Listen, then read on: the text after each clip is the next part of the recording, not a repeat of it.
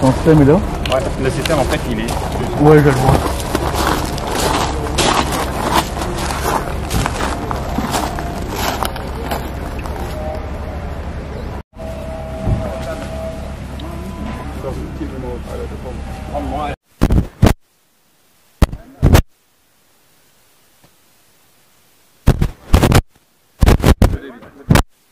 Ah ouais.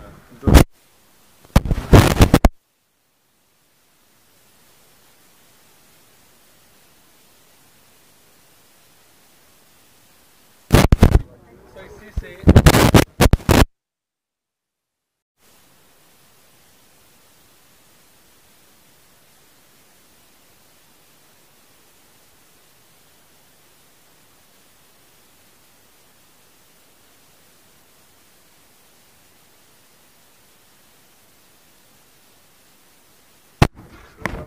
Et donc c'est tout ça la faute?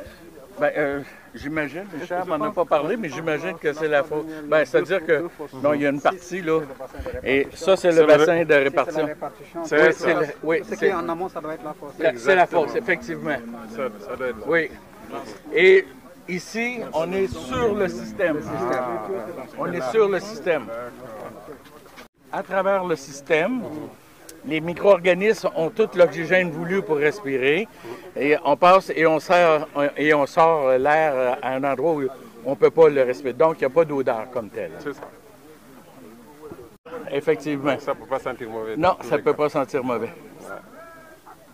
Et la prise d'air, c'est quoi? C'est le petit...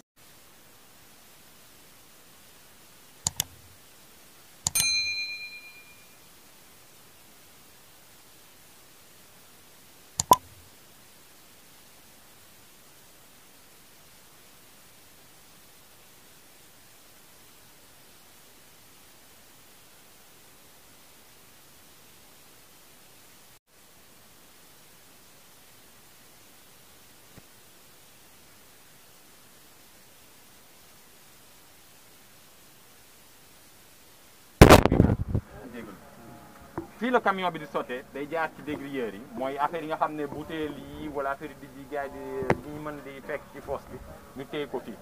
après jaar ci beneen dégrilleur bu gën a tuuti après dem dugg ci biir bassin bi li bassin de stockage la fii ndegam nekkuñ ci kër foog ñuy indi ndox donc fii la ñuy indi ndox mi mu des fi comme ça ñuy alimenter système bi ndax fii amul benn ndox bu fi waroon mën a ñëw maanaam système bi boo ko tegoon fenn ci ba kër day am ndox mu ci agsi maanaam bu nit ñi jëfandikoo waañ bi toilette yi évier beeg affaire yu mel noonu ndox day ñëw tout le temps mais ndegam fii amul waañ amul toilette amul dara dañ fiy def benn bassin boo xam ne dañ fiy indi ndox mooy camion boobu ngeen dégg ci ginnaaw muy indi ndox camion boo nee ndox mi fii lañ koy denc di yóbbu ndox mi ci système bi léegi mooy pour wan leen ndox mi agsi léegi Seydou ñëw Seydou kon ndox mi ak dugg fële que ni day dañ ak yooyu yëpp day dañ fi ndox mi day leer léegi dinañ leen wan ci kanam tuuti bu commencé sotti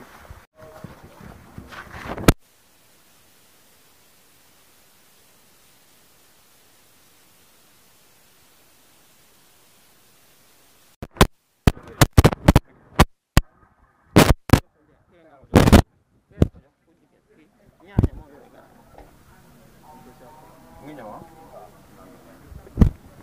mu ngi génn baax na waaw c'est bon donc yéen a ngi gis ndox mi dugg ci système bi moo nekk nii ngeen ñu jéggal leen ñu nag ci xet bi léegi camion bi day ñëw nii lay sottee ndox ci biir système bi yéen a ngi gis ni ndox mi dafa ñuul dafa salté dafa ànd ak xet ak yooyu yëpp moom mooy dem ci biir système bi léegi arrêté indi ko pour feesal fosse septique bi bu fosse bi demee ba fees boîte bi ñu jëfandikoo pour saag ndox yóbbu ko ci système bi traité ndox mi yëpp fii nii rek la nekk lii yëpp dañoo am espace rek pour mën cee bàyyi mën cee nekk ndox mi fii nii le système bi nekk li ci des yëpp système bi nekk li ci des yëpp bu ñu doon dem ba xat soxlawuñ ko lii mën nga ko teg ci kër mu nekk fii mun na ci dox mun na ci romb dara du ci dal te kenn du ci faxastalu ndax mun nañ koo suul ba mu tolloog nii lii fii la système bi nekk lii aération la pour di aérer système bi ngelaw gi fii lay duggee génnee fenee ci kaw mooy boo tegee benn ci kaw ak benn ci suuf day créer li ñu naan tir d'air day xëcc ngelaw gi dugal ko ci biir mu génnaatee ci kaw te doo soxla moteur doo soxla woo dara li boo ko fi installé ni nga ko fi bàyyi doo laalaat dara ndox mi aral ma moom léegi bu ndox mi génnee fii dafa am benn racole buy jaar dañ fay teggoon benn fil pour yenn saa yi dina fi ndegam ndox mi dafa weex day ànd ak benn xaw a xonkaay bu ndox mi setee ba pare day xaw a ànd ak xonkaay comme fond forage bi ni muy mel wante soxla woo leen ko bu dee pour arroser la rek mun na jaar fii léegi xaaral ma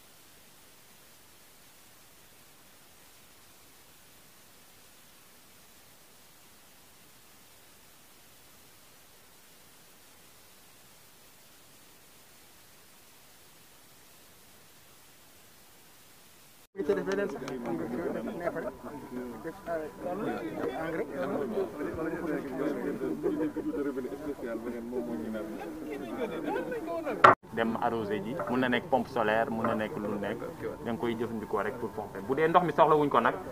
soxla wuñ pompe fi dañ koy bàyyi duñ dale ci suuf dañuy bàyyi ndox mi jàll ci suuf dem wante ndegam fii mbay mi dañ ko soxla pour at mi yëpp dañuy jëfandikoo waat ndox léegi xam nga kii ni sotti bi ah dégg nga def moo sotti prélevé leen ndox mi c'est ça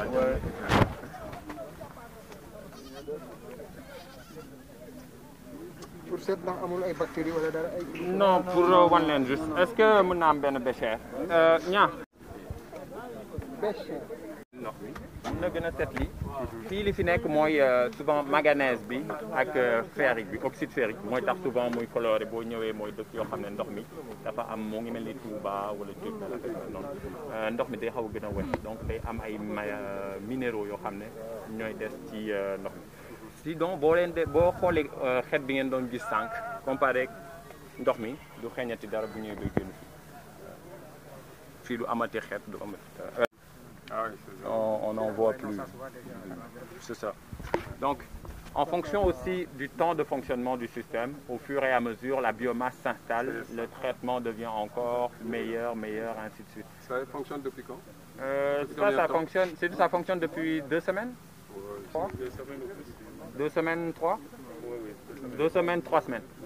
Donc le système est en fonction depuis 2 semaines, 3 semaines. Là, la biomasse continue à s'envoler une eau plus claire. Mais dans cette région, quand même, la coloration, la petite teinte va quand même rester avec le temps.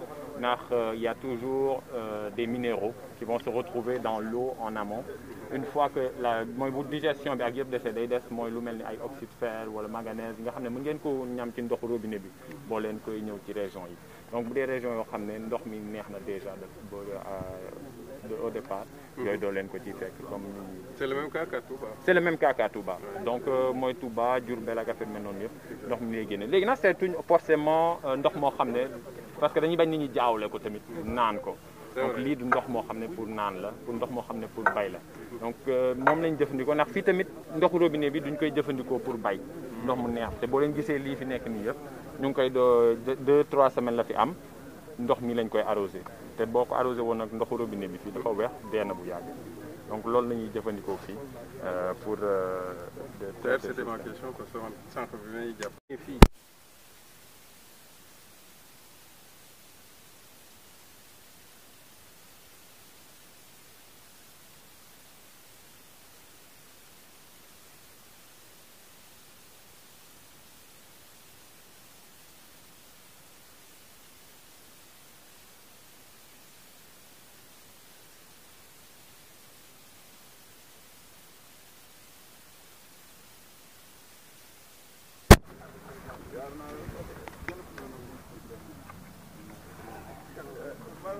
donc coloration bii lay am mooy légère coloration bi mais boo xool boo koy sotti c'est quasiment mooy ndox moo xam ne c'est quand même très clair en termes de mooy matière solide yi molécules yi muy yor ndox mu ñuul la dugg fële sànq bi ñu doon sotti. maintenant côté germe pathogène c'est maanaam côté mooy jàngoro yeeg yooyu yëpp voilà ndox mi au départ. exact mooy ndox mi au départ day fees ay jàngoro ak yooyu yëpp. bu ñëwee fii day am benn désinfection boo xam ne mun ndox mi mën nañ koo jëfandikoo ba kay xam ne un petit peu les normes ay 1000 je pense que c'est 1000 coliformes. Par 100 millilitres. C'est ça par 100 millilitres. Ndox mi la majeure partie du temps on est en dessous de la centaine. Donc non, souvent c'est juste pour dire est-ce que analyse yi confirmé nañ loolu wala. donc déjà am na ay analyses yoo xam ne ils ont confirmé par exemple peut-être il y a des contaminations à ce niveau-là mais à la dernière analyse bi ñu def fii coliformis c'était à 600. Donc fii nii coliformis c'était à 600. J'ai remarqué peut-être prélèvement c'est pas moi qui les a fait mais coliformis c'était à 600 la norme elle est à 1000 pour l'irrigation. Puis à l'entrée j'ai pas vu mais yaakaar naa on était peut-être à quelques. Mais on pourra confirmer. C'est en cours de c'est ça donc mais présenter encore même d'autres. Même 1000 c'est pour les produits consommés crus. Ah ok mais on est à 600 déjà pour ce qui sort d'ici léegi mën nañ dem recevoir juste préfet résumer le. Je pense que ça n'a pas été évident. mën nañ am na ñoo xam ne ay parking la am na ñoo xam ne dañ koy gazonné di ci football ay yooyu yëpp léegi boo jógee foofu.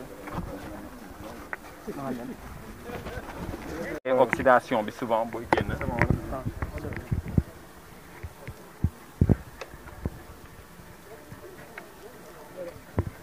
mooy créer légère coloration bi mais boo leen di xool comparé ak ndox mi duggoon puis analyse yeeg désinfection fi dara newatu ci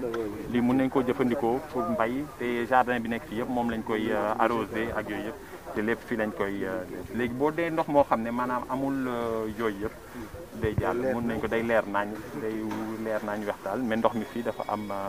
kii mooy boobu ndox mi Diourbel mais loolu amul problème loolu mën nañ koo jëfandikoo tamit traité ko ba ñu toll fii nii pour mën cee arroser mën ci c'est ça donc loolu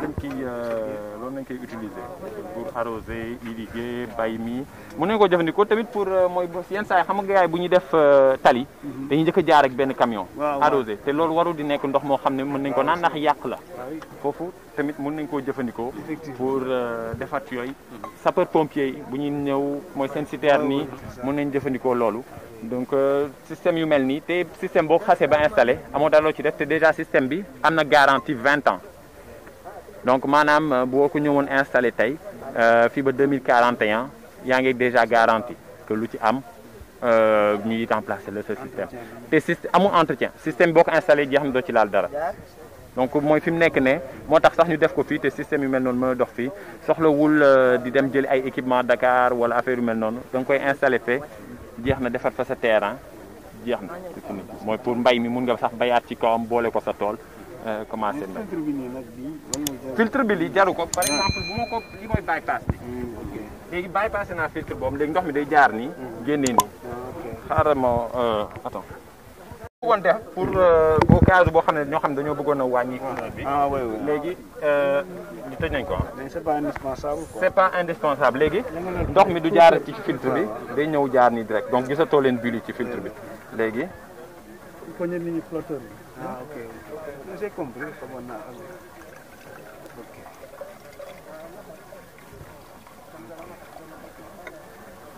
même principe bi même ndox même ndox même léegi loolu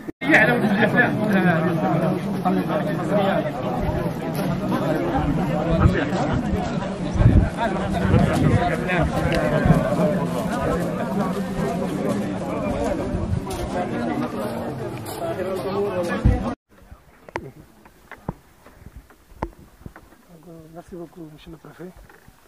Assalamu alaikum wa rahmatullahi taala wa barakatuh. Ñu ngi nuyu kenn ku ne ci turam ak santam ci d'abord di nuyu monsieur le sous-préfet ci turu madame le maire nga xam ni dafa génn tey te amoon yéene fekkee bis bi ndax boobu ba léegi fu ñu ci toll projet mi ngi doon jokkoonte ak moom di ci wax. Biig si guddi vers 22h la ma woo ma ne premier adjoint mën naa ñëw représenté ko ndaxte dafay génn wane ni aussi c'est un projet qui lui tient à cœur amoon na ko solo bu baax a baax di nuyu ñi nga xam ne ñoom ñoo ko fi def di beral nuyu aussi sëñ Matar ak waa daara ji yëpp di rafetlu li nga xam ne mooy centre d'épuration bi nga xam ne indil nañ ko fii ci daaray Koki di waxaat ni daaray Koki dara jomb leen lu ne mën nañ ko am te ci seen barke Koki ngi ciy gis seen bopp bu baax a baax donc lii dañ daan am di ko gis à travers la télé ak ay documentaire mais tey bu ñu ñëwee ba ci biir daara Koki ñu defar ko fi dafa nekk loo xam ni am na solo bu baax ñu koy rafetlu fi wax ni daanañu am jafe-jafe surtout avec les camions vidange di xool fan la ñuy def li nga xam ne mooy les déchets mais lii wane na ni nit ñi mën nañ jël déchet utiliser ko de manière rationnelle ba jariñ ci defalaale ci environnement bi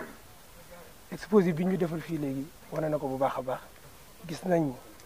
ci première récipient bi muy dugg ni mel ak boo dem ba ci fond bi gis nañu ndox bi mel ça montre que y a de l'ingéniosité bu ci am solo bu baax a baax te xam naa ni fi ñu ko defal muy daara bi nekk ci suñu gox muy commune Koki danañ ko utiliser à bon escient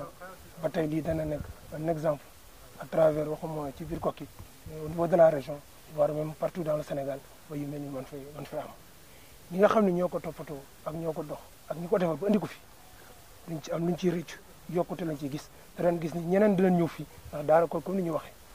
am na ñoo xam ne sont hors du Sénégal dañ fi ñëw di ko visiter te heure bu ñëwee ba gis ko yaakaar naa dañ ko den lawal à travers le Sénégal même en Afrique ba nit ñi mën ko kii bu baax a baax kon daal ñu ngi leen di gërëm bu baax a baax au nom du maire vraiment di leen sant bu baax di leen gërëm di baral nuyu aussi le chef du village Cheikh Lo Diop bi nga xam ne aussi comme ni ñu ko yàgg di wax c'est un partenaire privilégié de l'Institut voire même Koki wala mën naa ko au niveau national waaw sant nañ leen gërëm nañu bu baax a baax di jégalu aussi ci baat bi xaw a naqari noonu nag dama xaw a sëg maa ngi leen di gërëm yéen ñu di leen sant bu baax a baax. nuyu mbooloo bi fi teew yëpp di jiital si nuyu borom dëkk bi chef de village yu Koki di nuyu sëñ Matar Naar di teg nuyoom si waa daara ji yëpp ñoo xam ne ñëw nañ fi tey di nuyu aussi délégation bi jógee ONAS te seen secrétaire général bi ànd si ak techniciens yi nga xam ne ñoom ñëpp ñëw nañ tey pour fekkee bés bi ak mboolem gan yoo xam ne rek jóge nañ fii si Dakar bitim réew pour ñëw tey si Koki fekkee donc bés bi nga xam ne bés bu am solo la lii tey ñu njëm mbégte lañ si am parce que dañ si am kontaante parce que fan yii rek dañ doon def benn réunion CDD mu doonoon pour fi nga xam ne mooy la ñuy dugal ndox mi nga xam ne mooy ndox bi ñu jëlee si kër yi donc dañu li ñu waxoon nga xam mooy pour ndox yi ñu koy fi ñu ko daan def dépôt yi ñu ko daan def dafa bëri fu nekk lañ ko daan tuur yàq lu bëree bëri fu nekk ñu koy tuur ba ñu waxoon ne léegi day am ay dépôt yoo xam ne fa lañ koy def ba Louga la ñu waxoon nga oto yi di fa dem mais biñ ko toogee waxtaanee ko day metti parce que Koki oto bi dafay dem Louga dem di ñëw toujours day metti ba ñu waxoon ne am na projet boo xam ne su ñëwee loolu yëpp dinañ ko dina am saafara mooy dañ koy jël di ko traité fii donc tey donc mu doon loo xam ne ñun dañ si am mbégte bu baax a baax parce que liñ doon def demoon na ba si biir commencé woon nañu tuuti jafe-jafe mais tey suñu demee ba nga xam ne tey ay partenaires ñëw na ay ñoo xam ne si daara ji lañ nekk fii lañ nekkoon dem ba am idée bii ba ñëw xëcc fi lii donc vraiment dañ leen gërëm baax parce que lii suñ ko defaree aussi daara gi lañ ko defal mais état du Sénégal lañ ko defar parce que ñun ko defar aussi peut-être lii état moo ko waroon jël en charge mais fekkee koo xam ne fekk na état def nga ñëw aussi jël loo xam ne defal nga ko état ñun li ñuy woon mooy di la remercier di la gërëm bu baax a baax a baax parce que lii li muy faj dafa bëri parce que lii dina teg lu bëree bëri parce que alam li nga xam ne dafa nar a yàq si àll bi ak feebar yi nga xam ne aussi mën na daan judd si li nga xam ne fi ñu daan tuur yëpp yooyu yëpp soo ko boolee lu am njëriñ la aussi koom-koom bi nga xam ne mën na ko jur parce que tey suñu jëlaatee ndox mi mën ko def bay nga xam ne léegi comme nawet bi mu jeexee ñu bëri arrêté nañ seen liggéey mais tey ji avec ndox mi nii dina mën tax nit ñi di mën a bay mu doon loo activité la boo xam ne dina indil nit ñi aussi koom-koom parce que bay su ñetti weer nga bay après nga toogaat xaaraat ay weer pour mën liggéeyaat loolu dafa doon loo xam ne dafa metti tey suñu amee donc lu mel nii ñun ñëpp mbégte lañ si am te aussi dinañ def li ñu war pour jàppale projet bi mu gën a jëm kanam ba nga xam ne vraiment liñ si yaakaaram ñu def ko taxaw nekk seen côté ànd ak ñoom di leen gunge ak chef de service yi nga xam ne ñoom laa àndal ñu nekk fii ñëpp dinañ def li ñu mën pour jàppale projet bi ba xam ne projet bi daara ji te aussi di au nom du président de la République ak gouverneur région Louga ak préfet département bu Louga en tout cas seen kàddu maa ngi leen di wax di leen gërëm di leen sant bu baax a baax si li nga xam ne tey def ngeen ko fii si Koki di leen gërëm di leen sant bu baax Aujourd'hui que nous nous sommes rencontrés au niveau du Dara de Koki. Pour commencer d'abord, je commence à saluer le chef de village de Koki. C'est le représentant du maire de la commune de Koki, le Serigne Matar Nar, responsable du Dara de Koki, la délégation venant de l'ONAS et les techniciens et aussi tous les invités ici présents pour cette journée qui constitue une journée mémorable pour nous parce qu'aujourd'hui vous nous avez enlevé une épine du pied. Récemment au cours d'un CDD, il était question de réglementer le dépôt des eaux usées. Donc, il fallait même la proposition, il fallait même que les camions doivent aller à Louga, parce que là, il y a un dépôt réglementé. Et ça allait être une très grande corvée pour nous et aussi pour la population. Et c'est ainsi qu'on nous a signalé, il y a un projet qui est là, est en cours, et d'ici un mois, ça va terminer et cela permet en tout cas de gérer donc cette situation. Donc les eaux seront donc déversées ici, traitées et aussi réutilisées à d'autres fins. Et ça aussi, c'est très important pour d'abord les populations. Là où on versait l'eau, il y a quelques problèmes qui ont été soulevés par les techniciens. Et maintenant, je crois qu'avec ce projet, toutes ces craintes-là seront donc dissipées. Et nous, à notre niveau aussi, nous prenons l'engagement, en tout cas, d'accompagner le projet, d'être à côté du DARA, d'être à côté du responsable qui sera chargé du suivi, du maintien du projet pour ensemble sa pérennisation. Et saisir cette occasion pour remercier les partenaires et tous ceux qui ont contribué à la réalisation donc, de ce bel ouvrage. Et je profite de l'occasion au nom du chef de l'État, du ministre de l'Intérieur, du gouverneur de la région de Louga et du préfet du département de Louga pour les remercier, pour vous donner le remerciement donc, au nom de l'État. Donc je suis très content, je vous remercie et vous souhaite un bon retour dans vos foyers respectifs. Merci. Benoît Boucher, qui est le président de la compagnie DBO. Le but de notre présence ici était l'installation d'un système de traitement des eaux qui permet de traiter les eaux et de les réutiliser à d'autres fins sans aucune mécanique, ni énergie, ni odeur, ni médias à remplacer, ni changement de pièces mécaniques là-dessus. Donc le but aussi de ce système, c'est de permettre une irrigation tout au long de l'année sans qu'il y ait une rupture de la période de culture. Et l'eau, on l'utilise pour quoi après? Donc l'eau peut être utilisée à de multiples fins, sauf la consommation. Donc pour vous donner quelques exemples, cette eau pourrait être utilisée pour l'irrigation, elle peut être utilisée pour l'arrosage du bitume, elle peut être utilisée pour les travaux de maçonnerie, elle peut aussi être utilisée dans les casernes de sapeurs-pompiers pour l'extinction des feux, elle peut aussi être recirculée dans les toilettes pour les chasses d'eau. Cela permet en fait d'éviter d'utiliser de l'eau potable pour faire des choses qu'on pourrait faire avec une eau traitée et propre à cette utilisation. Et pourquoi le choix du Dara de Koki? En fait, cet emplacement avait un gros potentiel au niveau de l'agriculture. Puis c'est quand même des régions qui sont des très bons exemples pour ce type de système en raison de l'éloignement et aussi de tout ce qui se passe dans cet endroit car c'est un lieu spirituel, c'est un lieu avec une histoire et on voulait commencer notre histoire avec eux ici. L'unité est composée de quoi? Donc l'unité est composée de deux composantes principales. Donc on a le système de pré-traitement qui se trouve être une fosse septique et le système de traitement secondaire avancé, donc qui va permettre à ce moment-là le traitement et la réutilisation des eaux. Et le montant global de l'enveloppe pour réaliser ça? En fait, ce projet a été financé par le gouvernement canadien en partenariat avec DBO International et l'Office national de l'assainissement du Sénégal. Donc il y a eu une contribution de différents organismes qui ont contribué de différentes manières, ainsi que la ville de Koki qui a contribué à l'installation. Donc tout le monde a mis la main à la pâte pour qu'on puisse arriver à ce résultat aujourd'hui. C'est votre première expérience dans la région de Louga? Oui, ceci est notre première expérience dans la région de Louga, et non seulement dans la région de Louga, mais aussi dans le Sénégal entier. Et vous comptez l'élargir? Tout à fait. Donc, avec l'aide des autorités et des organismes, on compte bien l'élargir sur toute la plateforme, tout le pays, afin d'avoir des systèmes comme ça qui sont disponibles pour l'ensemble des cultivateurs qui se retrouvent dans des difficultés quand la saison des pluies se termine. waraloon mooy installer benn système boo xam ne day jëlee ndoxu foos yi raxas leen ba ñu mën leen jëfandikoo waat ci mbay mi wala ci yeneen jëfandikoo système bi ci yeneen anam yu mel ni roose tali yi wala defar ay briques pour maçon yi ci kër gi nga xam ne loolu soxlawul jëfandikoo ndox moo xam ne da ngay fay pour am ko. mën nañ ko jëfandikoo aussi pour mën a def maraîchage. mën nañ koo jëfandikoo tamit pour def maraîchage mën nañ koo jëfandikoo pour def mooy pisciculture li ñuy wax pisciculture mooy jën yi mën nañ koo jëfandikoo ci ay anam yu bëri. système bi lan moo ko composé. système bi ñetti affaire ñoo ko composé mu ngi benn fosse septique boo xam ne ci la traitement bi di am pré-traitement bi après di nga am beneen boîte de distribution boo xam ne day répartir ndox mi ci système bi après ci ngay amee benn partie boo xam ne mooy raxas ndox mi te